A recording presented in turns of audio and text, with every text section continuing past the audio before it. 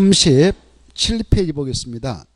도시군계획 시설사업, 우리가 1시 반까지 오전 수업을 하고 1시 반부터 2시 반까지 이렇게 합시다. 오후에 너무 많은 시간을 남겨놓으면 좀 힘드니까 오전 반, 오후 반 이렇게 절반씩 나누게. 자, 37페이지 1번부터 보겠습니다. 도시군계획 시설사업과 관련하여 허용되지 않는 거 이렇게 돼 있죠. 답은 바로 4번입니다. 찾나요? 자, 이 도시군계획 시설사업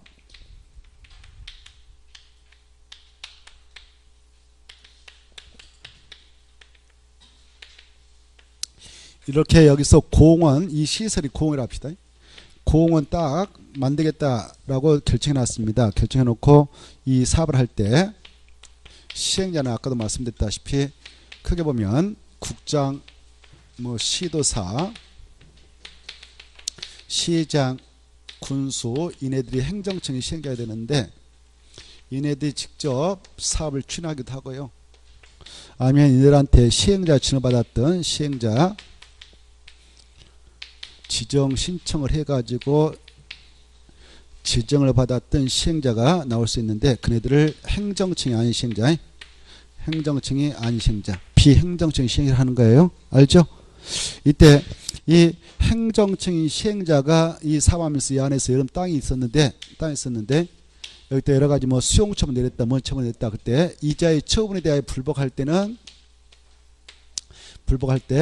어디다 행정심판을 제기하면 되냐? 바로 행정심판법에서 시킨 대로 하면 돼요.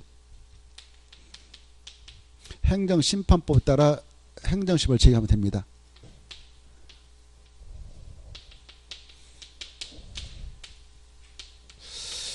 그런데 이 행정청이 아닌 시행자의 처분, 그 처분에 대해서도 역시 행정심판법에 따라 하느냐? 아니에요. 행정심판법에 따라 하는 게 아니고 행정심판을 제기할 수 있는데 그 시행자를 지정한 자에게 하면 돼요. 그 시행자를 뭐 한 자에게요? 지정한 자. 지정한 자를 피청구인으로 행정판을 제기한 사람을 청구인하고 반대편을 피청구인이라고 그래요. 그래서 그 시행자를 지정한 자를 피청구인해서 행정심판을 제기하면 되지 바로 그 시행자에게 직접 행정심판을 제기하는 거 아니에요. 이해돼요? 자, 그래 틀렸습니다. 4보면 행정청이 아닌 시행자의 처분에 대하여 그 시행자를 피청구를 하여 행정심판을 제기하는 것은 인정되지 않고 그 시행자를 뭐 한 자? 그 시행자를 지정한 자를 피청구를 하여 행정심판을 제기하는 것이 허용된단 말이에요. 이해된가요? 자, 그래서 틀린 것이고 그리고 나머지는 맞습니다. 그 1번 보면 지방공사, 지방공단을 사업시행으로 지정할 수도 있어요. 이때 이네들이 시행자 지정을 신청할 때는 토지 소유자 동의 필요 없습니다. 그 다음에 3번 그리고 그 2번 실시에 인가될 때는 조건부인가 가능. 이것도 기희 환경조 조건 따라서 인가할 수 있어요. 알겠나요? 그 다음에 3번 이 사업이 진행될 때 사업장이 엄청 크다 그러면 올해는 이 정도만 분할해서 내년도 이 정도 분할해서 사업 시행 대상직을 분할해서 할 수 있도록 허용하고 있죠. 그때 분할된 책별로 실시계획 작성하는 것도 허용되는 겁니다. 그 다음에 5번 바로 이 사업 시행자가 이 사업에 관한 조사 측량을 위하여 이 안에 출입을 할 수 있고 출입할 때 동의 얻지 않고 7일 전에 일시장소 출입 목적을 알려주고 들어가면 됩니다. 근데 들어가서 조사 측량차 나무 토의를 2인치 통로로 일시 사용한다. 일시 사용. 장애물인 감나무, 배나무 이런 장애물을 변경 진행할 때는 미리 동의를 받아야 된다. 동의를 받고 일시 사용하도록 허용합니다. 그래서 5번 맞습니다. 알겠나요? 그리고 이 도시군계획 시설사업 관련해서 또 추가할 거로 바로 이 시행자에게는 아까도 했습니다만은 수용 사용을 인정하죠. 행위든 비행이든 시행이라면 다 이 안에 있는 토지 등을 다 수용 사용을 하도록 인정합니다. 다만 인접한 도시군계획 시설에 인접한 것은 수용은 안 되고 뭔만 가능하다.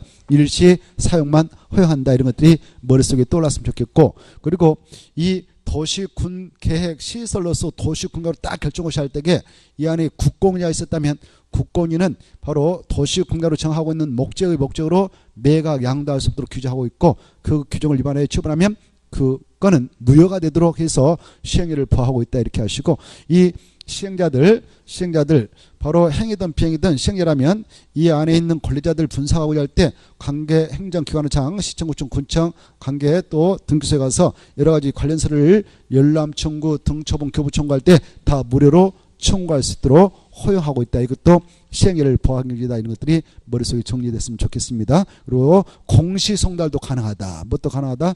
관계서류 공시송달도 가능한데 다만 행정청이 아닌 시행자가 공시송달을 하고자 할 때에는 미리 그 자기를 시행자로 정했던 국장 그리고 나머지 자는 그 사업장을 하는 시도사, 대도시한테 승인을 받고 공시송달을 허용받아가지고 공시송달을 할 수 있도록 보받는다. 이렇게 하십시오. 그 다음에 넘어가셔서 한참 넘어가면 바로 39페이지 청문대상은 좀 알아주십시오. 청문대상. 이 국토개법상 행정처에서 어떠한 처분을 하고자 할 때는 미리 그자의 의견을 듣는 청문을 꼭 실시해야 된가 3개로 줄어들었으니까 3개를 꼭 알아두십시오. 일단 취소 처분이다. 공통점 뭐다고요? 취소 처분. 취소인데 무슨 취소냐? 하가, 인가, 시행자 지정이다. 이렇게 3가지를 암기해둬야 돼요. 그래서 기허, 니흔, 그 다음에 여기는 안 나왔지만은 바로 하나 더 만들어서 시행자 지정 취소 3개를 꼭 기억하셔야 돼요. 3개뿐이니까요. 해설은 잘 되어 있습니다만은 자 넘어가시고 40번에 1번 하나 보죠. 40번에 1번 40페이지 이 국토개법상 벌칙조항도 여러분은 좀 머릿속으로 정리해 두셔야 돼요. 사람 법에 나오는 벌칙 몰라도 되겠는데 국토개법상 바로 3년 이하의 징역 또는 3천만 원의 범죄하는 것이 2가지가 있어요. 개발행 허가 대상인데 허가 안 받고 있다든가 허가 받은 내용과 달리 했다든가 거짓 분양방법으로 허가를 받아가지고 개발행을 한 자 이런 자들은 3년 이하 징역 또는 3천만 원을 범죄하죠. 시가와 조정관에서 허가 대상인데 허가 안 받고 그 행위를 한 자도 3년 3천입니다. 그리고 바로 아까 우리가 기반시설 설치 비용을 내할 때에 그 비용을 면탈하기 위해서 감경받기 위해서 여러 가지 계약서 같은 서류를 조작하다 걸리면은 바로 그때는 3년 이하 징역 또는 경감 면탈하려 했던 비용의 3배 상당한 금액의 벌금을 처벌을 가능한다는 거. 그 다음에 2년 이하의 징역 또는 2천만 원을 범죄하는 것이 4개 있습니다. 4개가 머릿속에 정리되어 있어야 돼요. 알겠죠? 하나로 생각나는 게 있어요. 2년 2천짜리 뭐가 있어요? 아실 거요. 자, 아까 기반시설을 설치하고자 할 때 원칙은 도시군가로 결정해서 설치를 하도록 되어 있는 게 있었습니다. 그런 것들은 도시군가로 결정해서 설치하는데 도시군관리계 결정을 하지 않고 설치를 한 자는 2년 이하 징역 2천만 원을 범죄합니다. 그리고 이 용도 지역, 용도 주관에서의 여러 가지 행위제한, 건축 행위제한을 위반한 자도 바로 2년 이치입니다.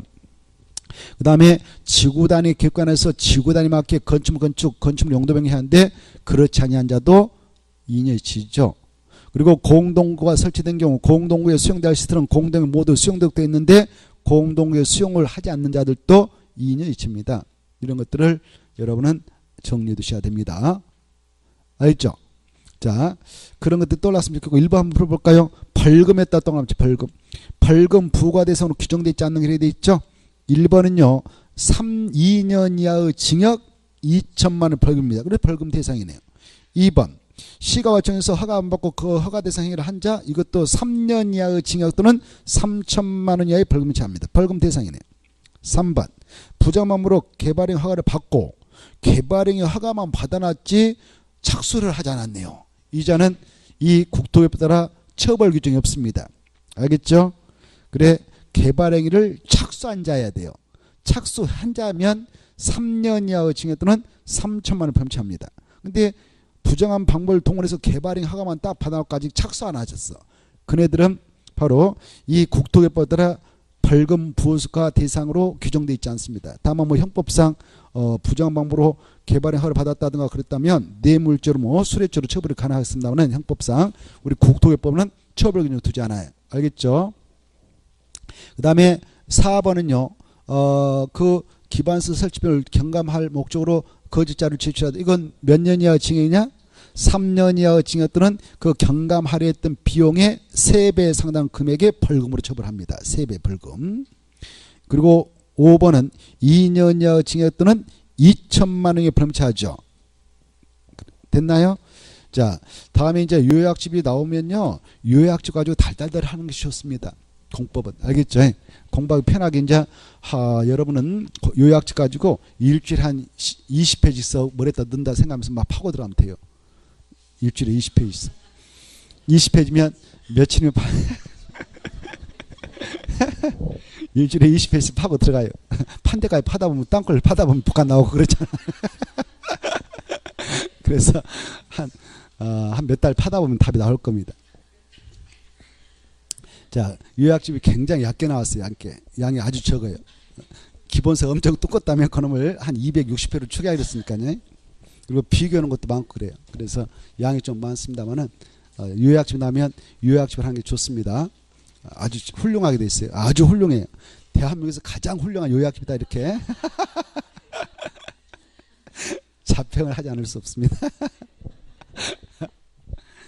자, 다음에 이제 그걸 다음 주부터 내일부터는 그 요약집 가지고 할 테니까 참고하십시오. 내일부터 같이 이제 요약집하고 파고 들어갈 거예요. 계속. 내일부터는 이제 수업 한 기본서 이제 하나고 이거 가지고 하되 시험도 좀 봐야 되겠어요. 시험을 봐야 정신 파차리하고 공부하겠지. 시험 안 보면 계속 머리 하나도 안 넣어버리거든요. 그래서 내일은 이제 이거 요약집 가지고 한 3시간 우리가 강의하면서 정리하고 한 30분 할애해서 시험 보고 해설 강의하고 이렇게 할 겁니다. 10문제씩 시험 볼 때까지 계속. 그래야 실력이 쌓이거든. 그러면 머리도 안 넣거든. 그리고 이제 점수 안 나면 종아리 들으라고 좀 때려줘. 공부할 생각을 하네요. 머리도 안 넣어. 그냥 왔다 갔다 하지. 머리에다 넣질 않네. 머리에다 넣어야 되는데. 전국적으로 머리에다 넣어야 돼요. 그리고 문제를 많이 풀어봐야 머리에 들어갑니다. 제가 해보니까. 머리를 쓰려면 문제를 많이 풀어보면 좋아요. 자, 1번 도시개발법으로 들어갑니다. 자, 도시개발법 1번 문제 보겠습니다. 이 국토교통부 장관이 도시개발구역을 지정할 수 있는 경우가 5개가 있는데요. 그것다 써놔요. 국장이 도시개발구역을 지정할 수 있는 경우 해가지고 5개 생각 이렇게 떠올라야 돼요. 5개 생각했는데 하나도 안 나왔다. 그러면 열심히 해야 된다는 반증이단 말이에요. 알겠죠? 그리고 이해하고 5개가 딱 머릿속에 그려져야 돼요. 그 정도가 돼야 합격할 수 있습니다. 시험이 잘 나오고. 자, 이 도시개발법상 도시개발사업장인 도시개발구역을 지정한다. 이렇게 도시개발구역을 지정한다.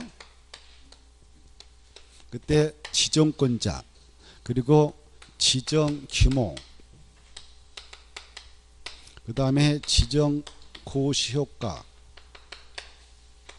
그 다음에 지정요청자 지정제한자 이런 것들이 쫙 머릿속에 정리되어 있어야 되죠. 먼저 지정권자 지정권자를 법적으로 누가 지정할 수 있냐. 지정권자는 바로 시도사하고 대도시장이 지정하는 것이 원칙이다 그랬어요. 이때 시도사는 바로 광역자치단체장인데 여기 도시개발법에서는 특별자치장은 나오지 않는다고 그랬죠. 세종특별자치장은 이미 국토교통부장이 세종시 건설자치청에서 하업하고 있으니까 세종특별자치장한테는 별도로 도시개발구역 지정권을 부여하고 있지 않다고 그랬습니다. 그래서 여기서는 특별자치장 빠져요. 그래 특별시에서는 특별시장, 광역시는 광역시장, 특별자치도에서는 특별자치도의사, 그리고 도에서는 도의사가 정하죠. 그리고 도산화 중 인구 50만 이상의 도시는 대도시장이 직접 정할 수 있습니다. 그 다음에 이제 바로 국토교통부장이 정할 수 있는 경우가 있죠. 5가지. 이 5가지가 머릿속에 딱 그려져야 되죠. 어떤 사유가 있으면 국장이 직접 정할 수 하냐. 첫째, 국가가 도시개발 사업을 시행할 필요가 있다. 국가. 두 번째, 다른 부서의 장관을 중앙장이라 합니다. 중앙행정기관장이 중앙행정기관장은 장관 누구라고요? 장관이 요청하는 경우. 요즘에 뜨고 있는 장관 많잖아요. 문체부 장관이 문화체육부 장관 2명이나 감옥 가 있잖아요. 지금 그런 사람들 떴다 그래. 떠가지고 바로 들어가 버렸잖아요. 자, 그래서 어쩐지 문체부 장관 2번 나왔어요. 시험에 최근에. 깜짝 놀래. 왜 문체부 장관 됐지? 그때 알고 봤더니 그럼 떴던 거예요. 아무튼 그 사람이 아무튼 그랬다. 그래, 이 중앙행정기관을 장 뜻을 아셔요. 뭐라고요? 장관. 이걸 뜻을 알아야 돼. 뜻. 이거 애와가지고 안 된다 그 말이에요. 근데 시험에서 뭐 교육부 장관이 교육감이 요청할 때도 국장한테 요청해서 국장이 지날 수 있으면 틀려버리는 거예요. 장관이라는 속뜻. 그 다음에 이제 공공기관. 공공기관장이라든가 정부 출연기관이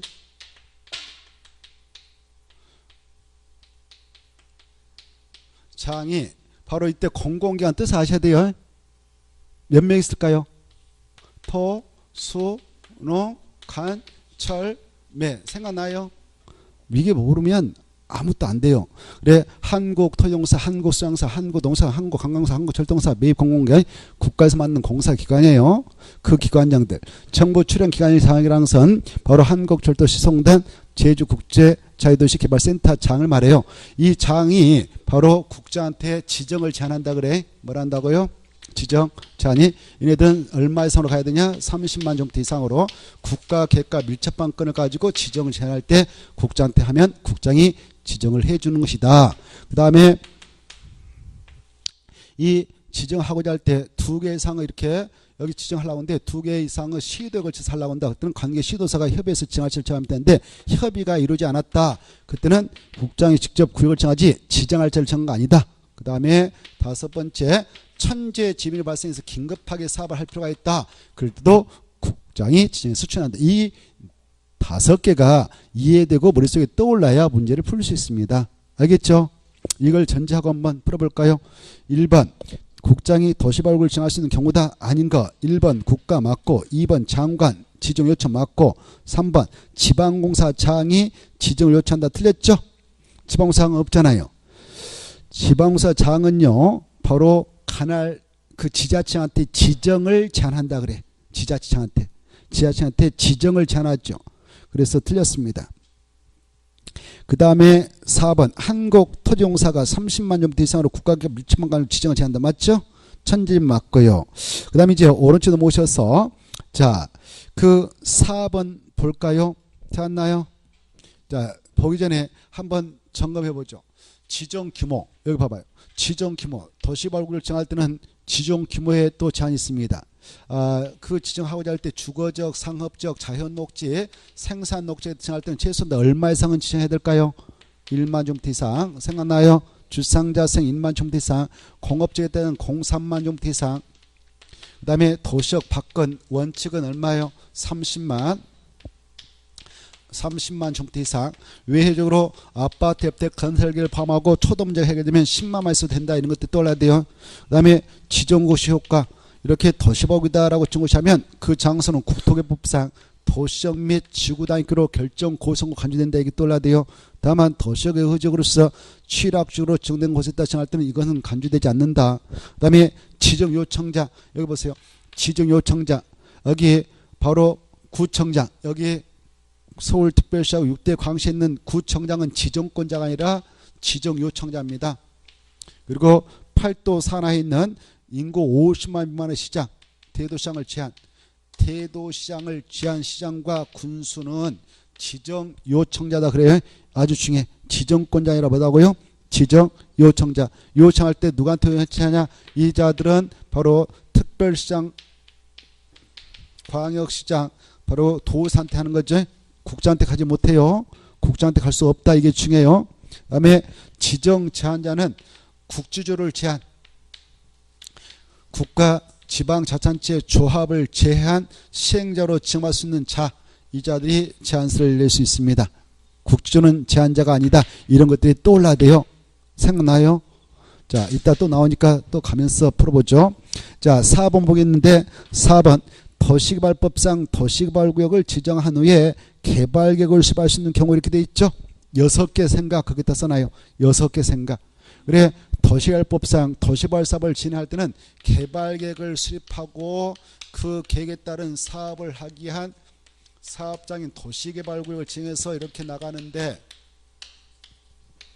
이렇게 해서 나가는 것이 일반적인데 이걸 계획을 수립하다 보면 그 지역의 땅값이 들쑥이고 난이 나니까 이 행위자를 가하게 되는 이것을 미리 딱 확정해버리고 이게 확정돼 버리면 이 안에 편입된 땅 주인들 수용망실 때는 수용당하니까 뭐 거리 못하고요. 살 사람도 없고요. 인접 땅 주인들은 땅값을 하니까 내놓지를 않아요. 투기바람은 잠재워져 버린 겁니다. 그 사업장 확정돼 버리면 잠재워져 버린 거예요. 주로 어느 지역에서 사업하게 되면 이렇게 투기바람이 일어날 소지가 있기 때문에 사업장부터 딱 확정하고 나중에 개발계획을 수립해서 나가도록 허용하고 있느냐 이거죠. 바로 6가지가 떠올라야 된다고 그랬죠. 주로 아직 기반시설이 구축되어 있지 않는데 하나의 도시를 쾌적하게 건설하려고 하는 지역으로서 자연 녹지에서 개발한다든가 자연 녹지요. 생산 녹지에서 개발한다든가 도시적 예허 지역에서 개발한다든가 도시적 예허 지역. 도시적 예허 지역은 알죠? 어디를 말해요? 보, 생, 개, 관지역에서 한다든가 농림지역에서 한다든가 자연환경 보존지역이. 그 다음에 바로 국가 균형 발전을 위하여 국가 균형 발전을 위하여 국장이 바로 관계 중앙행정기관과 협의해서 지정하려고 할 때 어디는 빼고 자연환경 보존 제하고 나머지 지역 에서 개발할 때 그 다음에 특히 바로 이 봐보세요. 이 도시발구역 전체 면적이 있는데 그 면적 대비 개발용도의 주거지역이 됐든 상업지역이 됐든 공업적 면적이 전체 면적 대비 얼마 이하만 포함돼서 지정해서 나갈 때 30, 이 수치가 아주 중요해요.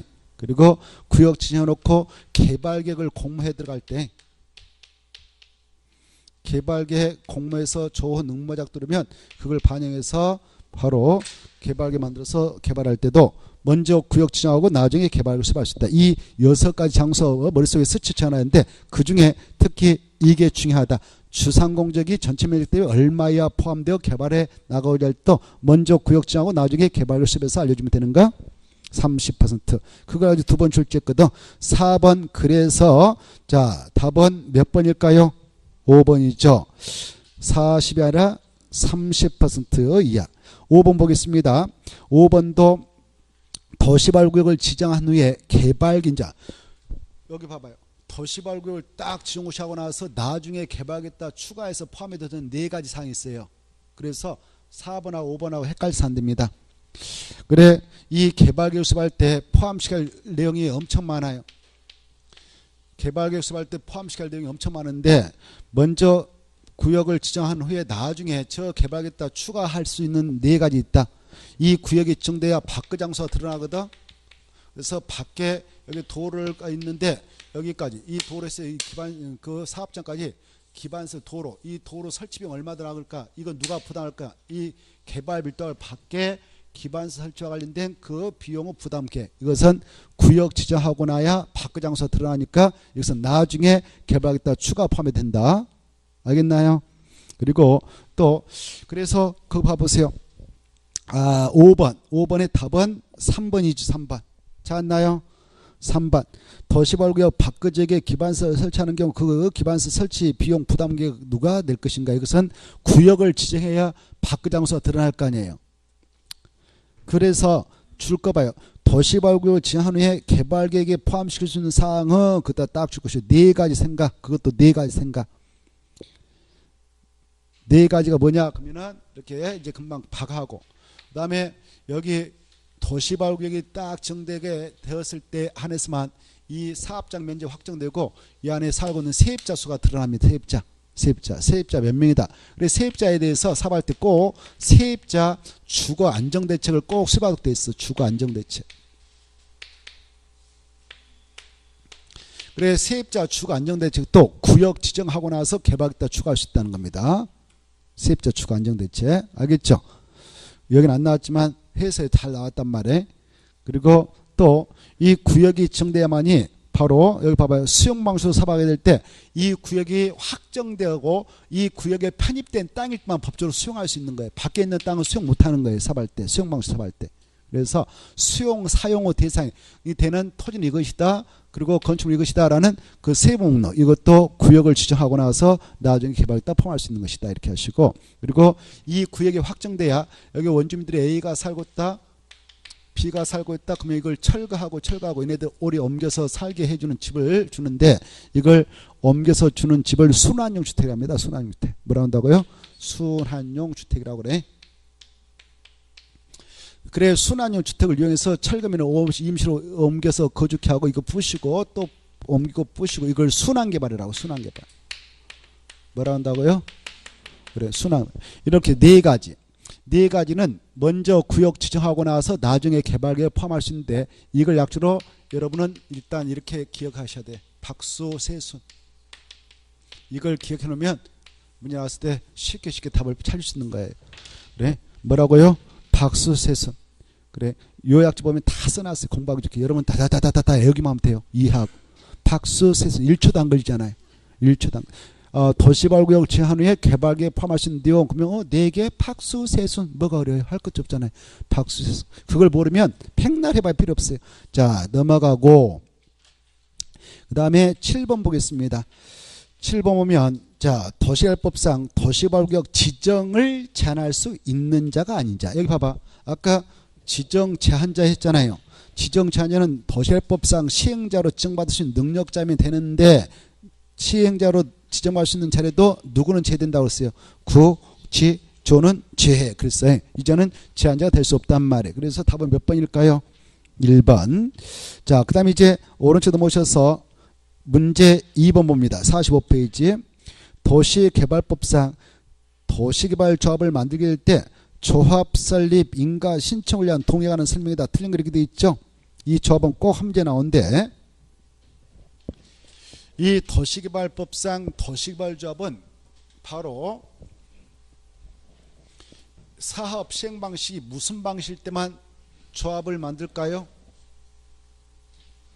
공부하셨을 건데 사업 방식 무슨 방식일 때만 조합이 만들어져서 시행이 나옵니까? 환지 방식이. 그래 도시개발법상 도시개발사업 시행 방식은 3가지 했다. 알죠?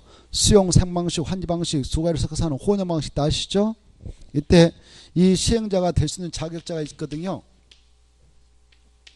도시개발법상 도시개발사업 시행자로 지정할 수 있는 자격자가 12명 있잖아요. 12명. 그래 공공사업 시행자 생각나야 되는데 공공사업 시행자로서 국지전공 있고 국지전공. 국가, 지방자치단체, 정부 출입기관, 공공기관, 지방공사 국지전공 있고 그 다음에 민간사업 시행자 있잖아요.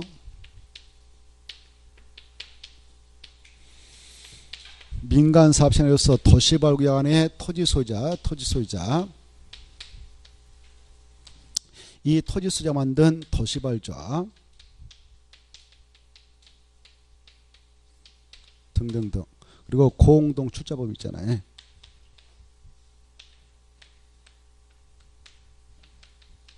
이렇게 있는데 이 도시발조합은 이 도시개발법상 무슨 방식으로 사업을 하게 될 때만 시행자로 등극할 수 있느냐? 환지 방식이.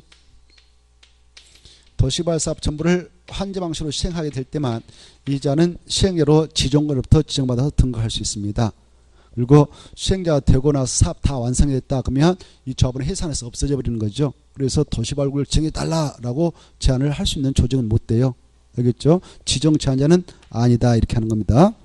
이때 조합을 만들 때에는 도시발구역이 지정된 장소일 때 이 안에서 바로 사업을 환지 방식으로 하게 될 때만 만들잖아요.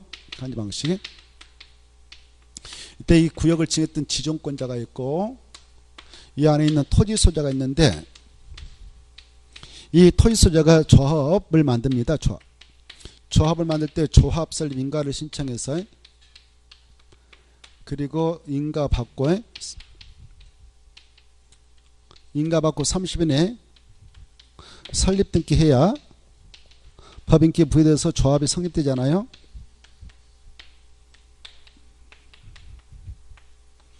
이때 조합 설립 인가를 신청할 때는 이 안에 있는 토지소유자 몇 명 이상의 정가 만들어서 내느냐? 7명이. 누구한테 가느냐? 지정권자한테 가죠. 이때 인가 신청할 때는 이 안에 있는 토지 면적의 3분의 2 이상 토지 소유자 동의와 토지 소유자와 토지소유자 총수의 얼마 2분의 1 이상 동의를 받아가지고 가야 설립인가 내주죠. 이때 이 동의자 수를 어떻게 계산하느냐 이 문제를 지금 문제 냈단 말이에요. 알겠죠? 이때 이 안에 여기 국가 땅이 있다, 지자체 땅이 있다, 지방자치단체 사유지가 있다 그러면 국공유 면적 빼고 제하고 이 면적 계산할까 포함해서 할까? 포함. 국토개법은 제해, 도시개법은 포함. 국공유 나오면 알겠죠? 그리고 여기 땅 A 것이다, 뭐 B 것이다 이렇게 있는데 C 것이 있다. 이때 여기 한 필지인데 토지 소유자가 한 명이면 한 명, 여기도 한 명이면 한 명 이렇게 토지 소유자 총수 계산할 때. 근데 여기 C 땅이 있고 여기 D 땅이 있는데 D는 바로 D 삼형제가 가지고 있어요. D 삼형제. 공유로 돼 있다. 공유로 돼 있다면 공유자 각각 토지 소유자로 계산할까? 대표 공유자 한 명만을 토지 소유자로 계산할까요?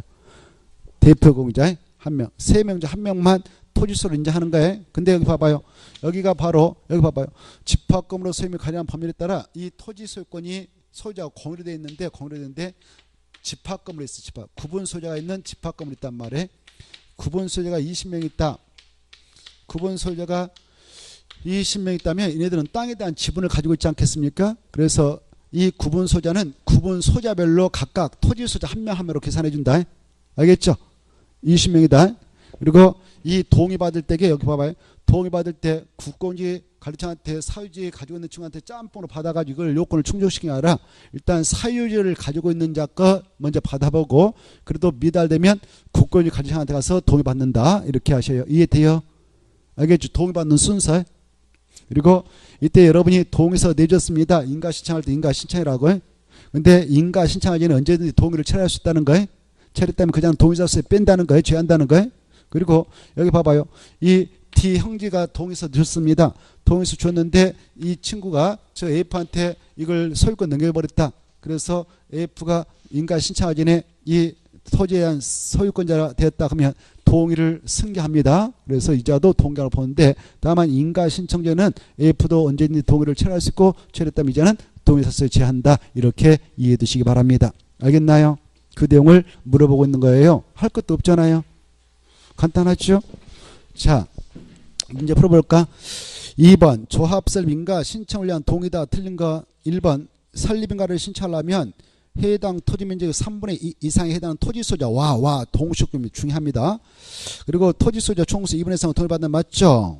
2번 동의자수 산정 방법에 있어서 토지 소유권을 공유하는 자가 집합금으로 소유물이 관리하는 법률에 따른 구분 소유자이면 그 말에 구분 소유자인 경우 그들 각각을 토지수 한 명으로 본다. 맞죠? 자, 그 다음에 3번 이 조합설립 인가 신청하기 위해 동의를 한 토지 소유자는 조합설립 인가 전에는 그 동의 의사를 철회할 수 있다 없다? 있다 그랬죠? 없다가 틀렸죠? 없다가 아니라 있다. 4번 이 설립 인가 신청하기 위한 토지 면적 산정에는 국권유 면적 포함한다 제한다? 포함된다. 맞고 5번 앞에 있던 동의받는 순서예요. 5번은 동의받는 순서, 동의받는 순서란 말이에요. 일단 국공유지권을 제하고 누구부터 받아본다고요?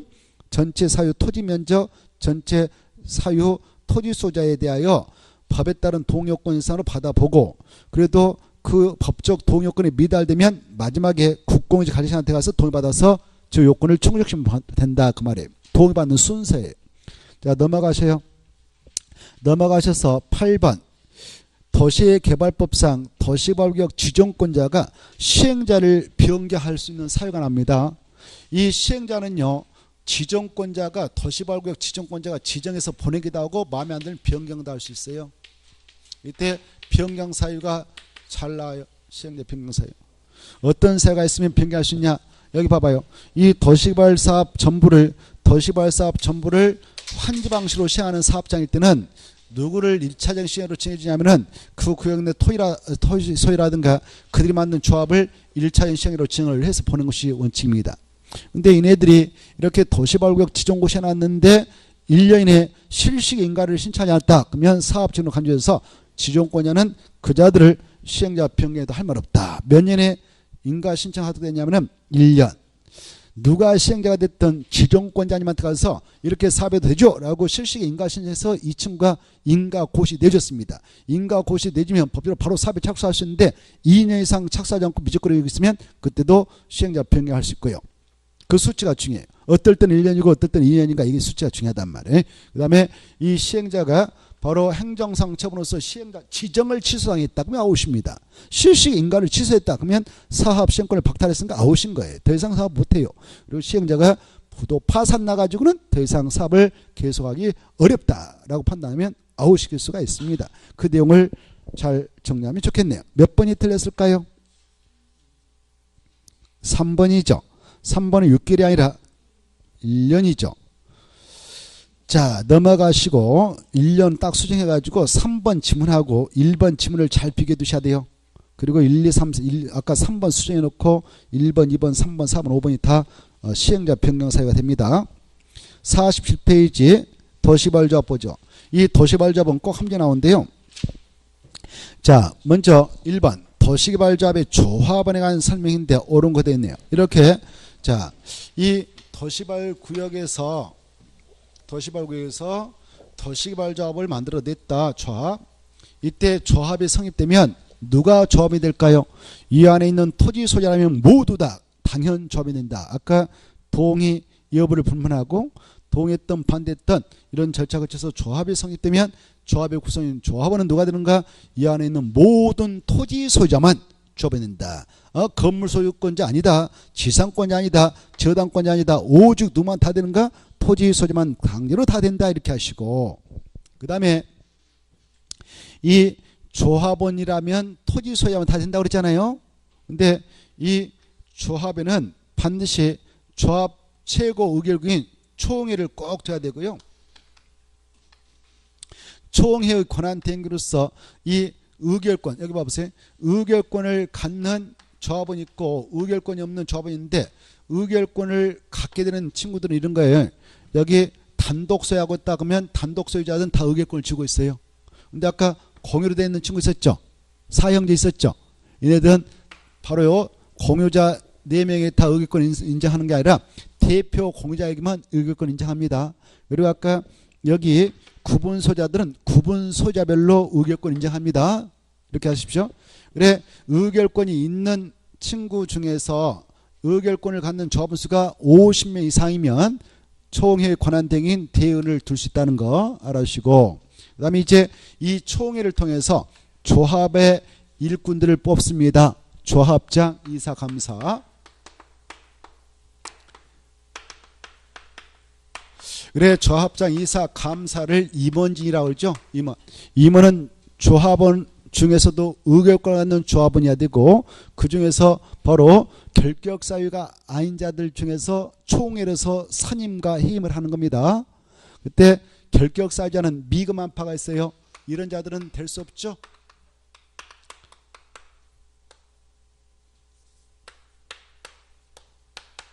미성년자, 금치산자, 한정치산자, 파산에서 복권되지 않는 자, 금고 이상으로서 형을 선고받고 집행이 끝나고 몇 년이 2년이 지나지 않는 자, 금고 이상 형을 선고받고 집행유예 기간 중에 있는 자는 임원이 될 수 없다. 임원이 됐다 하더라도 결격사유에 해당하면 그 다음날 당연 퇴임 처리된다. 퇴임 전에 관여한 그 행위는 효를 잃지 않고 유효하다. 조합에서 책임져야 된다. 이렇게 하시고 이 조합의 구성이라면 아까 의결권을 갖고 있는 친구들 있죠. 의결권을 갖고 있는 친구들은 보유 토지 면적에 관계없이 평등한 의결권을 행사한다. 그리고 권리를 지고 있는 반면 의무도 있는데 경비를 내야 된다. 조합 경비. 내라 했는데 안 내면 부당 안 내면 연체를 당한다. 연체를 안 내면 조합 측에서 직접 강제 징수 권한이 없기 때문에 시구 운명자한테 시장, 군수, 구청장, 특별자치도사한테 위탁하면 그네들이 강제 징수해주고 징수한 금액의 4%를 위탁해서 준다. 이렇게 좀 알아주십시오. 그리고 이 조합의 조합장, 이사, 감사는 겸직을 할 수 없다. 그리고 이 조합장, 이사가 원래 조합의 대표자이지만 그러나 조합장, 이사가 자기가 몸담고 있는 조합을 상대로 조합과 소송을 계약을 체결할 때는 감사가 조합을 대표하는 것이다. 이런 것들을 머릿속으로 정리하면 좋겠습니다.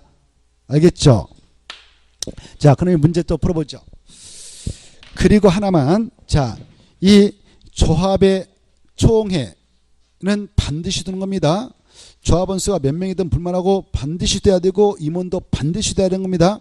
근데 이 총회의 권한을 대행해서 대원에서 여러 가지 안건을 의결할 수 있는데 총회에서 의결할 수 있는 것들을 그러나 오직 총회에서만 의결하고 대원에서는 의결할 수 없는 것이 있습니다. 조합원에게 엄청나게 영향을 미치는 정관, 변경, 그리고 그 개발계획 수립 변경,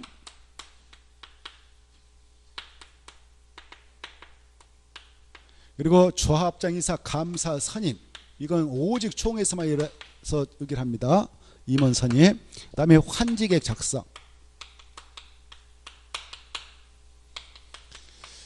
그리고 조합의 해산과 그리고 합병, 이것은 총회에서 하는 것이지 대원에서는 할 수 없다. 이런 것들을 좀 정리해 두실 필요가 있어요.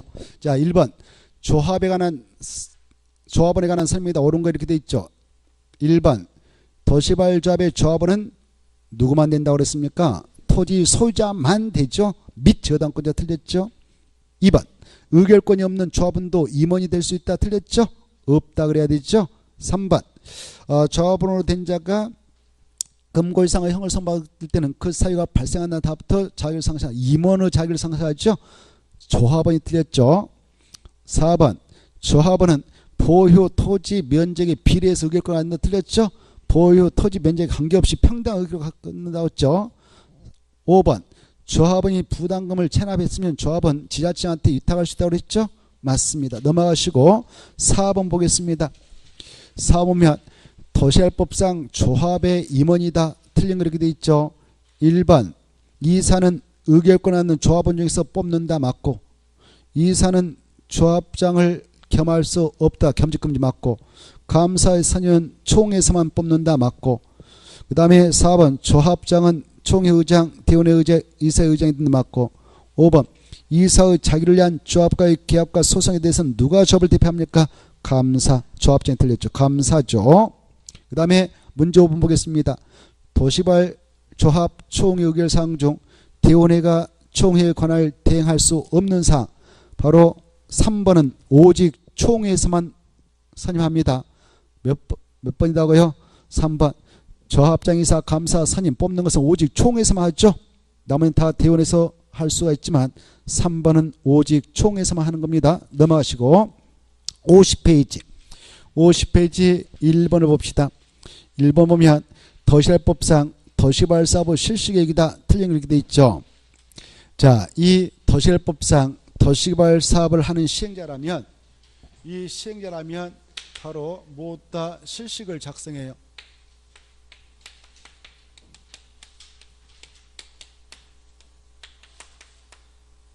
실식을 작성할 때 지정권자가 이미 바로 이렇게 도시발굴 칭해가지고 개발도 확정고시 해놨죠.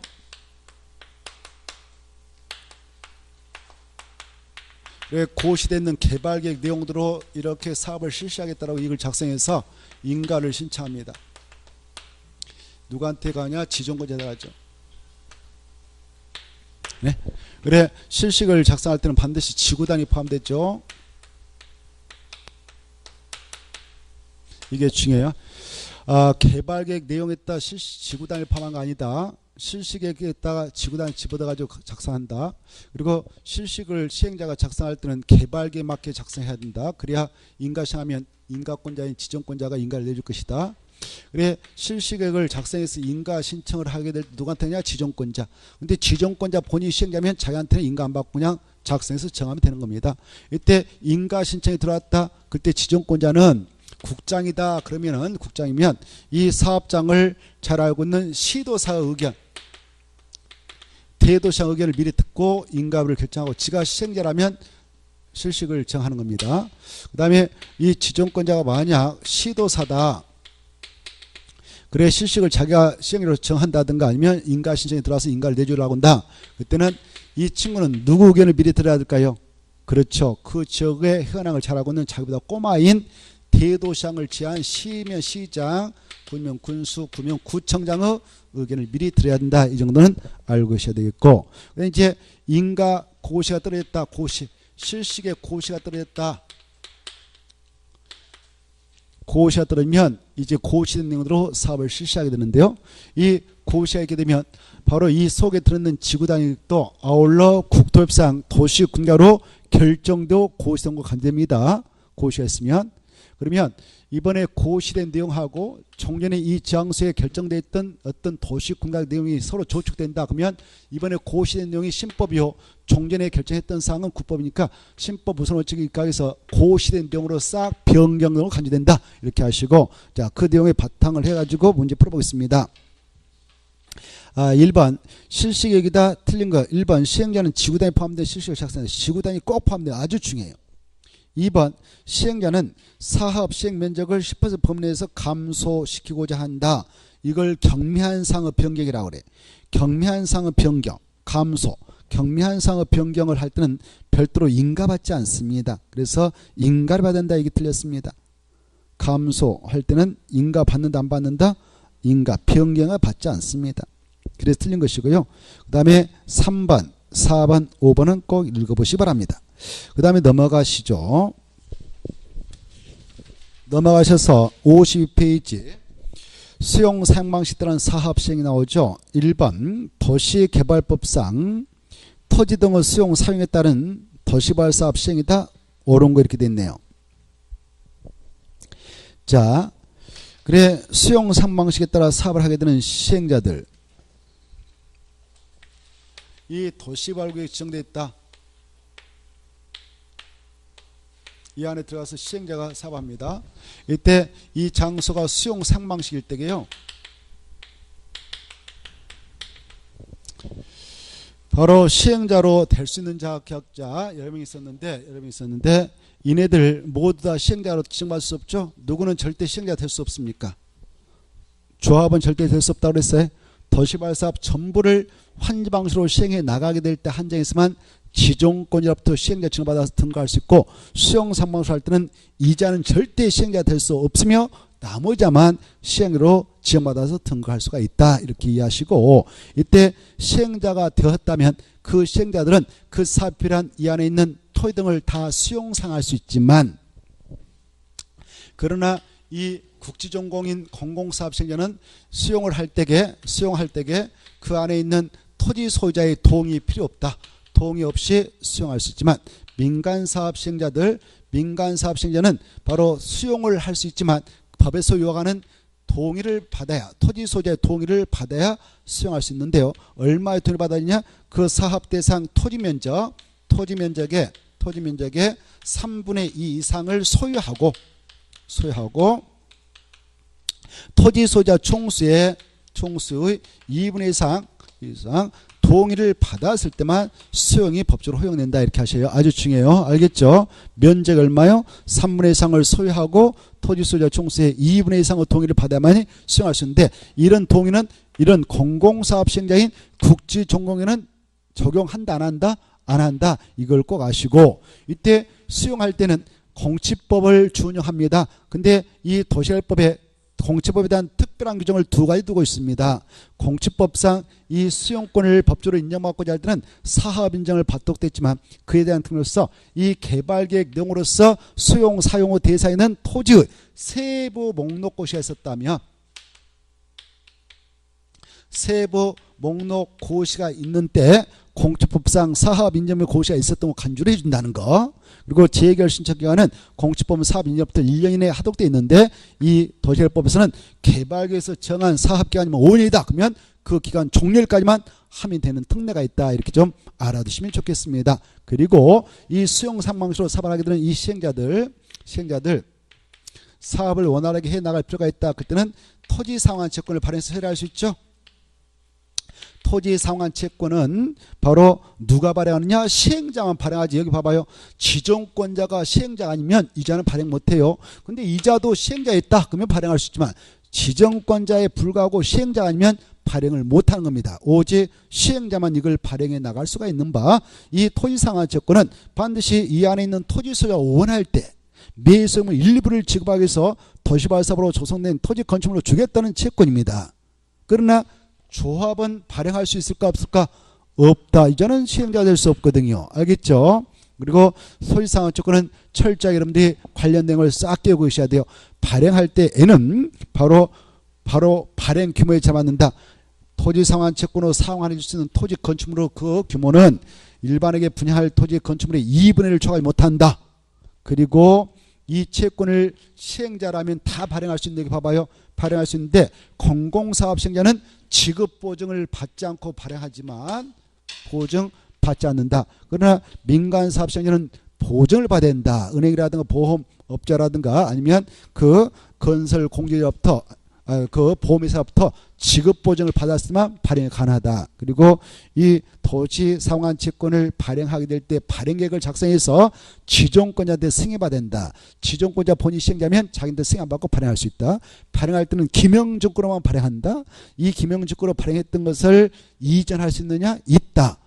그때 취득자는 명의 변경을 확실해야만이 제3자 발행자에 대응할 수 있는데 토지 상환 채권 원부에 취득자의 생명과 주소를 기재해달라고 해서 기재하고 채권 증서에도 취득자의 생명과 주소를 기재해달라고 해서 기재해놔야만이 대항력을 주장할 수 있다. 그리고 이 토지상환 채권은 질권의 목적으로 할 수 있다. 이렇게 하시고 언제든지 이전이 가능하다. 이게 중요하다고 그랬습니다. 그리고 이율은 발행자가 정한다. 이렇게 하시고 누가 정한다고요? 발행자. 그리고 기명적으로 한다. 이런 것들이 머릿속에 정리되어 있어야 합니다. 그 다음에 여기 보십시오. 여기 보시면은 이 안에서 이 시행자가 수용 상망시로 사업을 하게 될 때 자기가 일단 보상치료가 아니면 협의매수에서 땅 싹 소유권 넘겨받고 나서 뭐 한국토공이다 그러면 논바 산을 손도 안 대고 자연 친화적인 도시를 건설해 나갈 필요가 있다. 그럴 때는 원형지를 그냥 공급할 수 있죠. 원형지 공급해서 개발을 하게 할 수 있습니다. 이때 원형지 공급 개발과 관련해서 이것은 누가 공급하느냐? 시행자가 공급하는 거예요. 원형지는 도시개발사업으로 조성되어 있지 않는 원래 상태 토지를 말하죠. 이걸 시행자라면 공급할 수 있는데 공급할 때는 지정권자에 가서 승인받아야 된다. 공급받아서 개발할 수 있는 자는 국지공하고 공장부지 학교부를 직접 사용하고자 하는 자에게 공급할 수 있고 그네들한테 공급할 때는 바로 원칙은 수의계약 방법으로 공급하는데 학교부지 공장부지로 분양할 때는 경쟁입찰로 매각하되 개발자를 선정하되 이해상 유찰되면 수의계약으로 선정할 수 있다는 거. 그때 국가하고 지자체는 샀다면 즉각 매각이 허용되지만 나머지 하는 10년 동안 매각을 못하도록 제한받는다는 거. 그리고 이런 원형지 공급개발 아까 전체 면적 대비 얼마 이내까지만 원형지 공급을 허용한다고 그랬습니까? 3분의 1 이내. 이게 아주 중요한 수치예요. 알겠죠? 그 다음에 원형지 공급 가격은 감정가격에다가 시행자 만약 도로 같은 기반 설치비용 공사비를 더했다면 그것까지 합한 금액을 기준으로 해서 시행자와 원형지 개발자가 협의해서 정한다. 이 정도를 알고 들어갈 필요가 있습니다. 자, 그리고 여기 수용 방식으로 사업을 해서 이 장소 이제 다 끝났습니다. 준검사가 끝났습니다. 그리고 이제 지정권자가 바로 야, 너 이 땅 공급해도 된다라고 준검사 내줬어요. 준검사 내줬다면은 바로 다시 조성된 토지에 대한 공급계획을 작성해서 지정권자에 제출해야 합니다. 승인 안 받고. 이때 지정권자한테 제출하는데 이때 원칙은 이제 경쟁 입찰 방법을 통해서 감정가 매겨놓고 최저가 설정한 다음에 최고가를 입찰한 자에게 팔아먹는 원칙이에요. 근데 법적으로 감정가격 이하로 싸게 공급해도 합법적인 땅이 있어요. 학교 부지로 판다든가 아니면 임대차 용지로 판다든가 폐익물 철수비로 판다든가 이럴 때는 감정가격 이하로 팔 수가 있다. 이렇게 하셔요. 자, 그런 내용을 바탕으로 해서 문제 풀어보겠습니다. 1번 수용 사용 방식에 따른 도시발사업 시행이다. 옳은 거 이렇게 돼 있죠. 1번 보면 지방자치단체의 시행자인 경우 토지 상환 채권을 발행할 수 있다 없다. 시행자라면 다 발행할 수 있다고 그랬죠. 그래서 없다가 틀렸죠. 2번 지자체인 시행자가 토지를 수용하려면 동의 받을 필요 있다 없다. 소유할 필요 있다 없다. 없죠. 이것은 누구에게만 요구한다고 그랬습니까? 민간한테. 아까 민간이 수용하려면 토지 면적의 3분의 1상을 소유하고 토지 소유자 종수의 2분의 1상을 동의를 받아야 된다 그랬죠. 그래서 이건 국지공유는 적용하지 않습니다. 그래서 틀렸습니다. 3번 시행자는 조성토지를 공급하는 자로부터 해당 대금의 전부를 미리 받을 수 있다 없다? 있죠. 이걸 선수금이라 합니다. 뭐라 한다고요? 선수금. 그래서 없다가 틀렸어요. 미리 받을 수 있어요.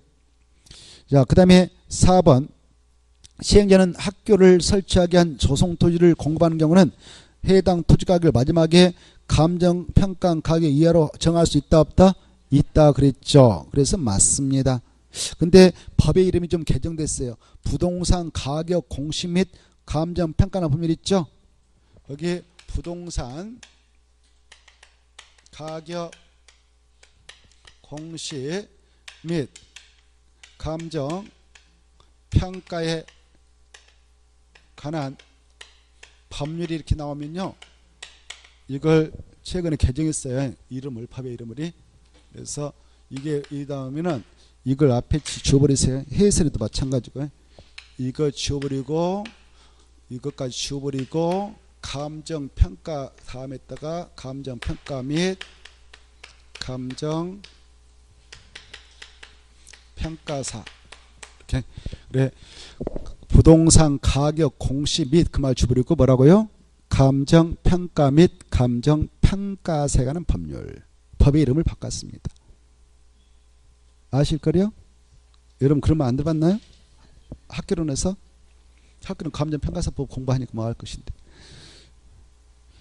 법의 이름 바뀌었어요. 뭐라고? 감정평가 및 감정평가사에 관한 법률이. 자, 그래서 그 법으로 이름을 좀 바꿔서 공부하시고요. 나머지 맞죠? 근데 5번 봐보세요. 5번 왜 틀렸을까? 아까 했죠? 원형지 공급 면적은 전체 면적 때문에 얼마? 3분의 1. 그래서 2분의 1 틀렸습니다. 오른쪽 문제 3번 보겠습니다. 3보면 도시개발법상 준공검사 등에 관한 설명이다. 틀린 거 찾았나요? 자, 이 도시개발법상 환지 방식으로 사업을 다 끝냈다. 그러면 시행자가 지정권자님한테 가서 검사받아야 돼요. 그걸 중검사라고 하죠. 중검사천. 만약 지정권자 본인이 시행자라면 자기는 자기한테 중검사 받지 않아요. 공사 끝나면 공사하려 공고해버리면 됩니다. 공사 끝나면 공사하려 공고. 그리고 지정권자 아니면 지정권자한테 중검사 받아야 돼요. 그래, 이렇게 공사하려 공고 전에는, 준공사 전에는 이 개발로 조성된 이 땅을 아무나 함부로 사용할 수 없습니다. 법적으로. 알겠나요? 사업으로 조성된 이 땅을 함부로 사용할 수 없어. 사용하려면 중검사 받거나 사용해라. 공사하려 공고 떨어지거나 사용해라 이렇게 돼 있거든. 알겠죠? 그런데 이 안에 있는 어떤 땅은 공사하려 공고 전에도 중검사 전이라도 미리 사용할 수 있냐? 채비지. 채비는 시행자가 환지 예정으로 지정해서 미리 사용도 수익도 처분도 할 수 있도록 허용해버리거든. 그래서 공사하려 전이라도 공사하려 공고 전에도 중검사 전에도 채비는 언제든지 시행자가 세 가지 다 할 수 있다. 사용도 수익도 처분도 할 수 있다. 이렇게 써놔요. 그래, 1번 틀렸죠. 도시개발사업 중검사 전에는 채비를 사용할 수 없다. 틀렸죠. 뭐뭐 할 수 있다고 그랬어요? 사용도 수익도 처분도 할 수 있다. 이렇게 써놔요. 세 가지 다 할 수 있다. 그래서 틀렸습니다. 나머지는 읽어보셔도 돼요. 그게 잘 나오니까 그거 꼭 확인해 주세요. 넘어가시고 4번 보겠습니다. 토지 상환채권 조금 전에 자세히 했죠. 자, 토지 상환채권에다 또 나올 거 시험에 옳은 거 1번 타인에게 이전할 수 못한다. 하지 못한다. 한다. 기명식 무기명이다. 기명식으로만 한다. 기명식. 그래서 또는 무기명 틀렸죠. 기명식. 3번 이율했다 포인트 잡고 이율은 누가 적었냐? 마지막에 발행자지 기획재정부 장관 틀렸어요. 기획재정부 장관이 아니라 발행자 그래야 돼. 4번 맞습니다. 토지 소자인 시행자는 민간이죠. 민간 시행자 발행할 때는 보정받아야 되죠. 맞습니다. 누구는 보정받지 않는다고 그래서 아까 공공사업 시행자 국시정보 보정 안 받는다고 그랬죠. 자, 5번 바로 일반에게 분양할 토지 건축물이 얼마를 초과한대요? 2분의 1. 그래서 틀렸죠. 5번 보겠습니다. 5보면 자, 원형지 공급개 말할까 했죠. 틀린 거 했는데 3번 봅시다. 원형지 개발자가 국가, 지자체 두 개 써봐. 지자체 옆에다 국가도 써봐요. 원형지 개발자인 지방자치단체 국가는 10년을 후에서 매각할 수 있습니다. 그래서 없다가 틀렸어. 언제든지 팔아버려도 돼요. 이 두 명을 뺀 나머지만 10년 동안 못 팔아먹도록 규제하죠. 자, 그래서 틀렸고요. 나머지 통과. 오른쪽에 8번 보겠습니다. 그리고 7번도요. 법의 이름을 바꿔요. 7번 부동산 가격 공시 및 그 말 지워버리고 감정평가 및 감정평가사. 알겠죠? 뭐 그 법 갖고 장난 안 치지만 정확히 공부를 해둘 필요 있어요. 그래, 8번 보겠습니다. 이 도시개발법상 조성토지 등의 공급이다. 토지 공급이다. 틀린 거 이렇게 돼 있죠. 자, 이 수용 사용방식을 통해서 조성된 토지가 나왔다. 수용 사용방식으로 사업에서 끝난 그 사업장에 토지가 나왔다. 그러면 그걸 공급할 때는 원칙은 경쟁 입찰 방법을 통해서 취업권으로 입찰하는 자에게 낙찰시켜서 파는 것이 원칙이에요. 알겠죠? 근데 외회주로 추천 방법으로 분양할 수 있는 땅이 있고 수익으로 분양할 수 있는 땅이 10개가 있어요. 추천 방법으로 분양할 수 있는 4개를 꼭 아셔야 돼요. 알겠죠? 거기 보면 자 추천 방법으로 분양할 수 있는 게 몇 번에 나오냐면은 2번에 나오죠. 2번. 찾나요? 단독 대용으로서 얼마 이하인 토지는 추첨으로 분양할 수 있냐? 330층 이하인 조성토지 아주 중요해요.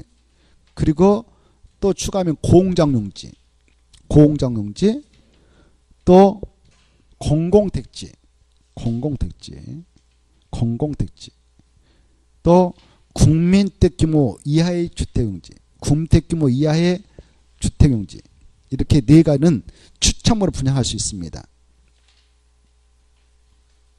그리고 그 3번 좀 잘 봐두시고, 일반에게 분양할 수 없는 공공용지를 지자체한테 공급할 수익계약으로 공급하죠. 4보면 수익계약 방법으로 조성토지를 공급하기로 하였으나 공급 신청에 공급계에서 계획된 면적을 초과한다. 그러면 경쟁 입찰 지어버리고 추천 방법으로 분양하면 돼요. 그래서 4번 틀렸네.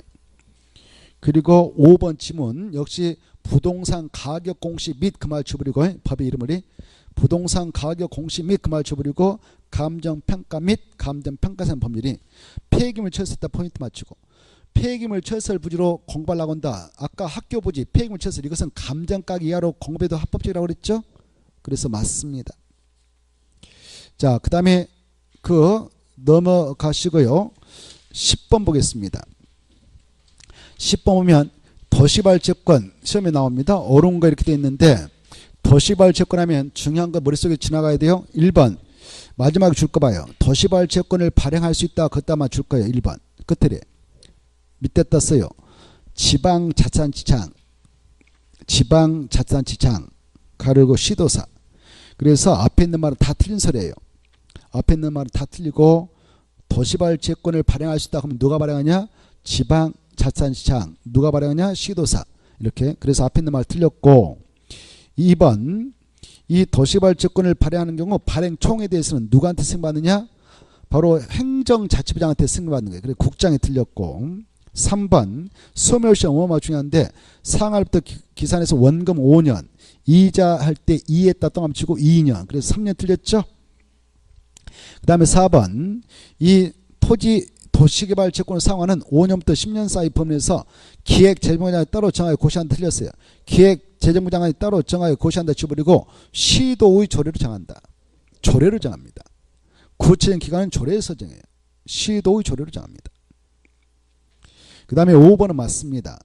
이 채권 국토협상 개발행 허가를 받는 자 중 토지 확률 변경 허가를 받는 자가 이 채권을 미해할 의무가 있습니다.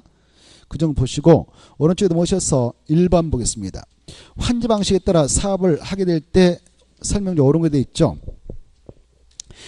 다만 시행자는 행정청이 아니다. 그러면 민간 시행자겠죠.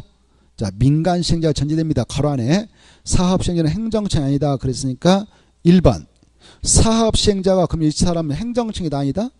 아니 그래 행정청이 아닌 시행자다 이걸 써놔버려. 그때 시행자는 행정청이 아닌 시행자예요. 행정청이 아닌 시행자가 환지를 작성했다면 인가받아야 됩니다. 행정청이 아닌 시행자인 뭐 저학 같은 친구는 인가받아 이 계획이 확정되는데 인가권자가 누구냐? 특별자치도사 시도사가 틀렸습니다. 시도사 아니라 육지에서는 시장 군수 자치구청장이죠. 육지에서는 시장 군수 자치구청장입니다. 아주 중요합니다.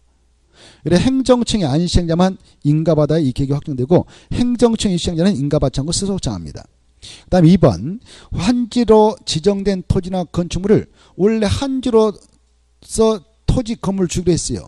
근데 그걸 바로 돈으로 청산하겠다라고 다시 변경하려고 합니다. 그때 환지를 변경해야 되거든요. 환지로 지정된 토지나 건축물을 금전으로 청산한 내용으로 환지를 변경한다. 그때 경매한 사항은 변경이 돼요. 경매한 사항은 변경이니까 그때는 변경인가 받지 않습니다. 여기다 환지로 지정된 토지나 건축물 금전으로 청산하는 내용으로 환지를 변경하는 경우 그때 줄 것이고 경미한 상업 변경에 해당. 경미한 상업 변경에 해당. 경미한 상업 변경에 해당. 그래서 변경인가 받지 않습니다. 인가를 받는다 틀리고 변경 통지만 하면 돼요. 그 다음에 3번 지문. 토지 소유자의 환지 제시. 여러분이 환지 방식을 정하는 사업장에 땅을 가지고 있는데 개발하고 나서 땅 주지 마세요라고 시행자한테 신청. 이걸 시행자한테 신청하면 땅 안 줘요. 땅 안 줘. 근데 여러분이 지금 환지 안 받겠다고 신청했다면 돈 받아갑니다. 청산금을. 근데 여러분 땅에 임차권자가 딱 존재합니다. 임대차 기간 아직 안 끝났습니다. 근데 땅 안 받겠다 합니다. 만약 여러분이 환지 받게 되면 임대차 기간 아직 안 끝났다면 임차인이 가서 잔여 기간을 그 가서 생각하면 되는데 환지 받았을 때 이 임차인의 동의 안 받고 환지 안 받고 돈 받고 끝나겠다? 이거 안 되는 거예요. 법적으로. 그래서 임차권자 등이 있는 토지 소유자 경우는 자기 마음대로 환지 부정을 신청해서 돈 받고 빠져나가는 게 아니라 임차권자의 동의도 꼭 있어야 환지 부정받아서 돈 받고 나갈 수 있다. 그걸 알고 계셔야 돼요. 그래서 3번 보면 토지 소유자의 환지제 신청이 있더라도 해당 토지에 관한 임차권자 등이 있어가지고 그네들이 동의하지 않는 경우는 해당 토지를 환지에서 제할 수 있다 없다? 없다. 제하려면 누구 동의도 있어야 된다? 임차권자 동의도 있어야 된다. 이게 잘 나오니까 잘 받으시고 그 다음에 이제 4번 환지 예정지증이 있으면 정전 토지에 대한 임차권 등은 정전 토지에 대해서는 물론 환지 예정지에 대해서 소멸한다. 틀렸어요. 정전 토지에 대해서만 소멸하고 그거 땄어요. 정전 토지에 대해서는 소멸되지만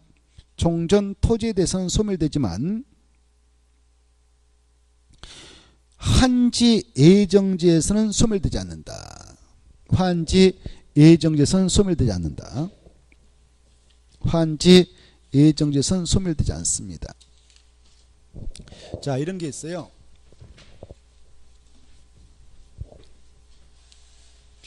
환지 방식을 가지고 사업을 한다. 이 사업장이 이렇게 있는데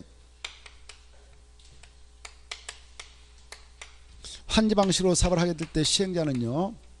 이 안에 뭐 A 땅이 있다. 뭐 여기 갑동이 땅이 있다. 그랬을 때 이런 정전 토지에 대하여 이 안에 여러 사람 권리자가 있다고 가정합시다. 그때 이네들 권리를 박탈하지 않아요. 그냥 사업을 원활하게 해서 사용수익만 정지시켜서 사업합니다. 일반적으로. 등기소에 가면 사업이 다 끝날 때까지 A 토지에 대한 주소 집은 가지고 토지 등기상 증명서 발급 신청하면 이 땅 계속 A가 소유자 나와요. A가. 그래 이 땅은 바로 이 땅에 대한 토지 등기사항 증명서 등기소에 보관되어 있는데 표지부가 있고 갑구란이 있고 을구란이 있지 않겠습니까? 갑구란에 소유권이 있고 뭐 소유권의 권리가 공시되어 있잖아요. 그때 사업이 끝날 때까지 이 땅은 계속 갑구란에 A가 소유자다 이렇게 나와요. 알겠죠? 을구란에 뭐 저당권 있다면 저당권도 그대로 있고 임차권도 그대로 있는 거예요. 법적으로. 이 땅도 마찬가지고. 근데 환지 방식을 가지고 사업할 때는 이 여기서 사업이란 게 별거 아니에요. 사업 시작한다. 환지 객창해놓고 바로 사업을 시작한다. 착수한다. 그때는 사업을 하게 되는 시행자가요. 바로 가서 포크는 막 공사하는 거 공사. 알겠죠? 공사하려면 논바닥 막 평탄 작업하고 그러려면 사용수익을 정지시킵니다. 이 안에 토지 소유권자들 소유 권리가 있는데 소유 권리는 사용 권능, 수익 권능, 처분 권능 세 가지 권능이 혼일돼서 하나의 권리가 되지 않아요? 이때 이것만 잠시 정리를 시키는 거예요. 사용수익하지 말아라. 우리 공사해야 되니까. 그러하다 보면 이 여기에 있는 일정한 자 중 생존권의 위협을 당해가지고 좀 문제가 될 소지가 있겠다. 그러면 시행자가 알아서 이 땅은 공사를 안 해도 평지다. 그러면 여기다 표시를 해가지고 에이 너 여기 가서 일단 임치로 가서 사용수계라라고 찍어줄 수가 있어요. 이걸 환지 예정지 지정이라고 그래요. 오케이? 이렇게 환지 예정 지정은 시행자가 할 수도 있고 안 할 수도 있고 임의적입니다. 근데 만약 환지 예정을 지정하게 되는데 A 몫으로 여기다 지정하는 걸 시행자 마음입니다만은 임의적입니다만은 A의 정전 토지 이렇게 B가 임차권 등을 설정받아서 행사하고 있다면 여기다 아울러 그자의 목도 아울러 지정을 해주게 돼요. 이렇게 환지 예정 지정을 하게 되면 효과 어떤 효과가 있느냐 법적으로 정전 토지에 있는 A의 소유권이 이쪽 환지 예정으로 소유권이 변경될까요? 변경되지 않을까요? 혹시 여기에 있는 A의 종전 토지 소유권이 이쪽 환지 예정지를 지정받다 이쪽으로 넘어올까요? 안 넘어올까요? 한번 찍어봐요. 오, 좋아요. 안 넘어. 이게 키포인트예요. 소유권 변경은 없다. 종전 토지에 그대로 소유권이 있다. 여기 환지 예정지를 A가 지정받았다 하더라도 이 땅에 대한 소유권자는 계속 갑동이 나온다. 알겠죠? 이게 중요해. 환지 예정 지정 효과로서는 종전 토지에 있는 소유권이 환지 예정으로 넘어온 거 아니다. 뭔만 임시로 옮겨주냐? 사용 수익권 능만. 이 권능만 종전 토지에서 환지 예정으로 이전을 해줄 뿐이다.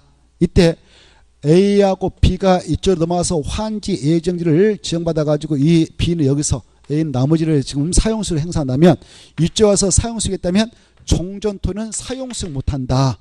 소유권은 그대로 가지고 있고 처분권도 그대로 쥐고 있다. 여기에 와서는 소유권 취득한 거 아니다. 사용 수익권만 취득했다. 그리고 처분 권능도 취득한 거 아니다.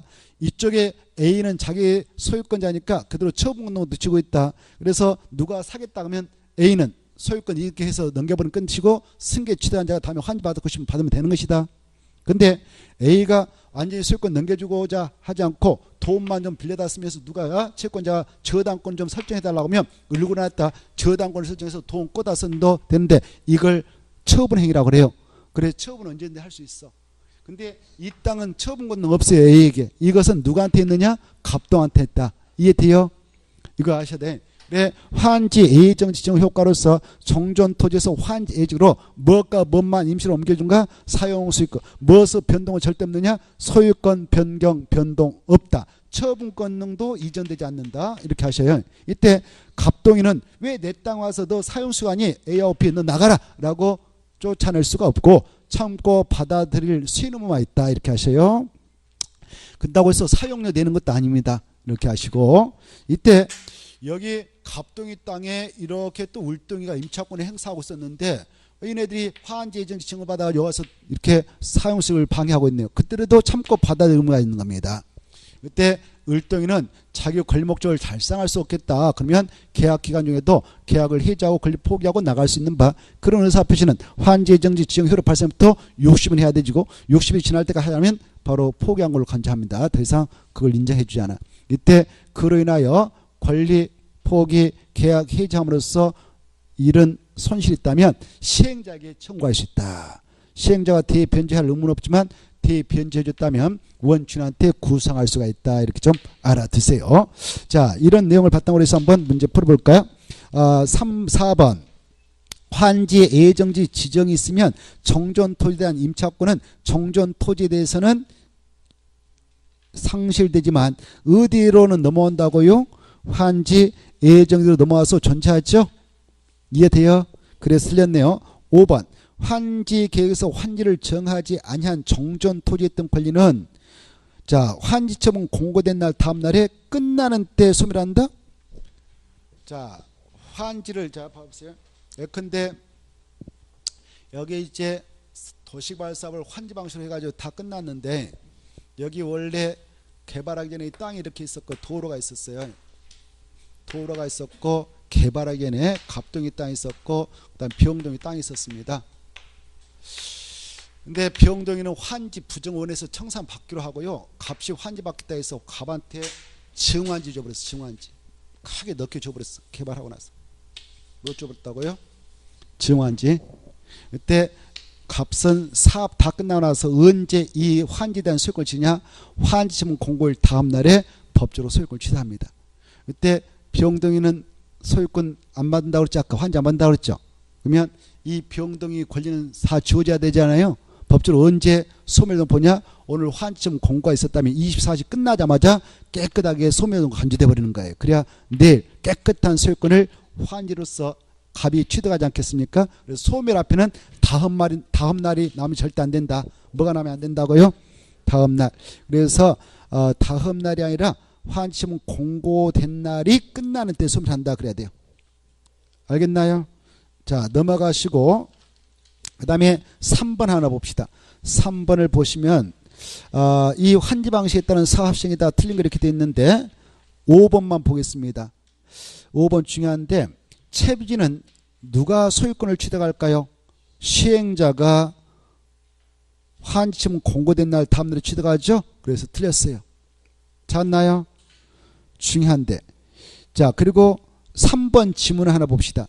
3번 지문 잤나요? 자, 여기 봐봐요. 환지 예정지를 정할 때 시행자는 자기 몫으로 이렇게 지정해 버릴 수가 있어. 환지 예정지 사업도 들어가기 전에 환지 예정지 정할 때에 이것은 채비 정도로 쓰겠다. 채비 정도로 쓰겠다라고 환지 예정을 정했다면 시행자는 사업도 들어가기 전에 이 땅을 사용도 할 수 있고 수익도 할 수 있고 처분도 할 수 있다 이렇게 하셔요. 세 가지 다 할 수 있다.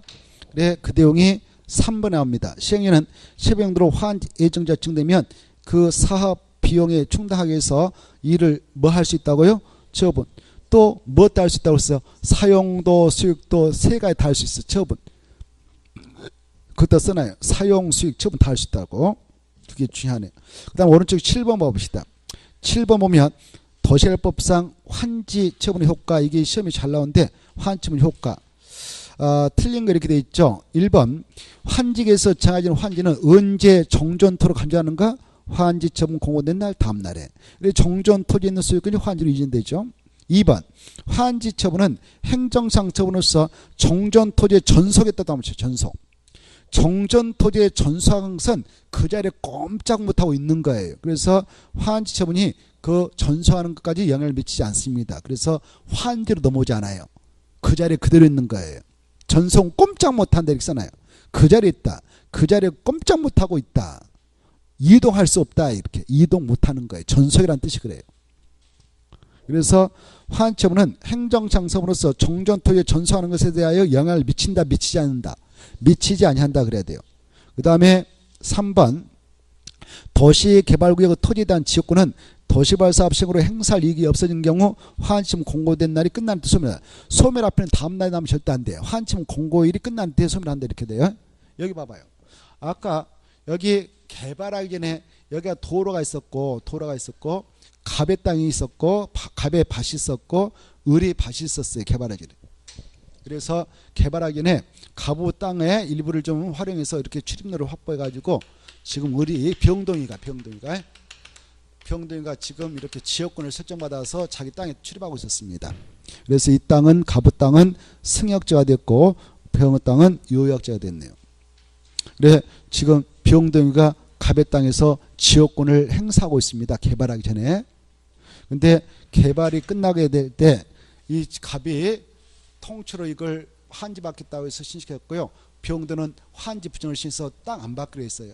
그래서 그냥 혼합해서 이렇게 갑한테 줘버렸단 말이에요. 이때 도시개발사업 시행으로 인하여 병의 지역권은 행사할 이익이 없으니 지역권 그래요. 알겠나요? 이 지역권은 소멸되는데 언제 소멸하냐? 오늘 환처분 공고했다. 이것은 갑의 것이다라고 오늘 환처분 공고했다면 바로 오늘 24시가 끝난 때 이거 지역권은 소멸된 간주예요. 그리고 오늘 환처분 공고했다. 이것은 갑의 것이다라고 공고했다면 내일 바로 0시가 되면 값은 이 땅에 대한 소유권을 깨끗하게 취득하고 간주하는 거예요. 환처분 공고의 다음날에. 알겠나요? 자, 그래 이렇게 도시개발 사업 시행으로 인하여 더 이상 행사할 이익이 없어진 지역권은 환처분 공고일이 끝난 때 다 소멸한다.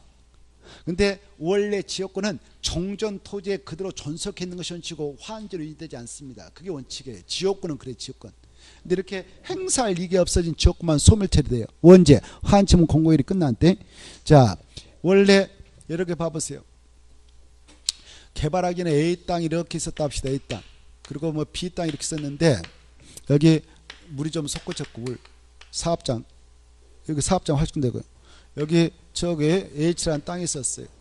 H가 개발하기 전에 여기 자기 밭에 물을 끌어쓰기 위해서 이렇게 최단 거리로 물을 끌어쓰기 위해서 이렇게 지역권을 설정받았어요. 이렇게 A의 땅 속에 파이프 설치해서 승역지 요역지가 됐어요.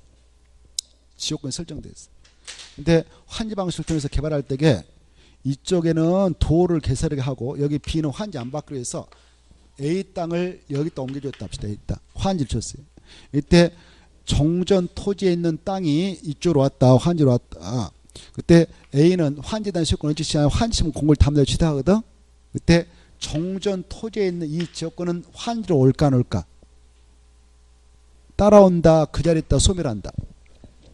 그대로 있는 거예요. 물리적으로 따라올 수 없잖아요. 테이프, 그 파이프가 땅속에서 파이프가 따라올 수 있다 없다? 없어. 그래서 이 지역권은 도시발 사업이 다 끝났다 하더라도 종전 토지에 그대로 존속해 있는 것이 원칙이다. 알겠나요? 환지로 넘어온다. 그 자리에 있다. 종전 토지에 그대로 존속해 있는 것이 원칙이다. 다만 이렇게 아까 도시발 사업 시행으로 인하여 더 이상 행사할 일이 없어진 이 지역권은 환지점 공고일이 끝난 때 소멸 내조로 이렇게 알아주십시오. 지역권 중요합니다. 자, 그 내용이 7번에 3번을 통해서 좀 생각해 두시고요. 그리고 4번, 이 4번 중요하죠. 보류지는 누가 소유권을 취하냐? 환직에서 정한 자가. 환지점 공고된 날 담례 소유권을 취합니다. 아까 채비는 누가 취득한다고 그랬어요? 시행자가 환지점 공고를 담례에 취득합니다. 그러나 환지 A정지 지정 이거 봐보세요. 환지 A정지 지정할 때 채비용도를 찍어가지고 시행자가 처분할 수 있기 때문에 처분해버렸어. 여러분이 샀습니다. 여러분이 샀다면 언제 여러분은 이 땅에 대한 소유권을 취하냐? 여러 명으로 소유권 이전 등기를 마칠 때 여러분은 소유권을 취득하게 된다. 이렇게 알아두시기 바랍니다.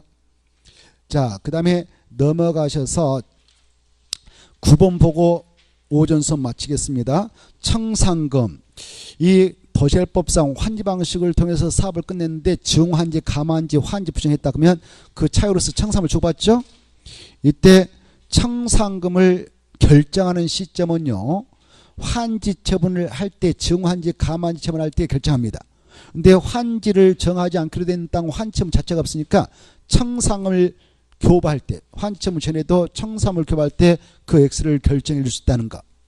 그 다음에 이 청산금은 환지처분을 할 때 결정하는데 확정은 환지처분 공고일 다음날에 확정되고 그날부터 몇 년간 권리 행사가 없으면 소멸시 완성되냐? 5년간.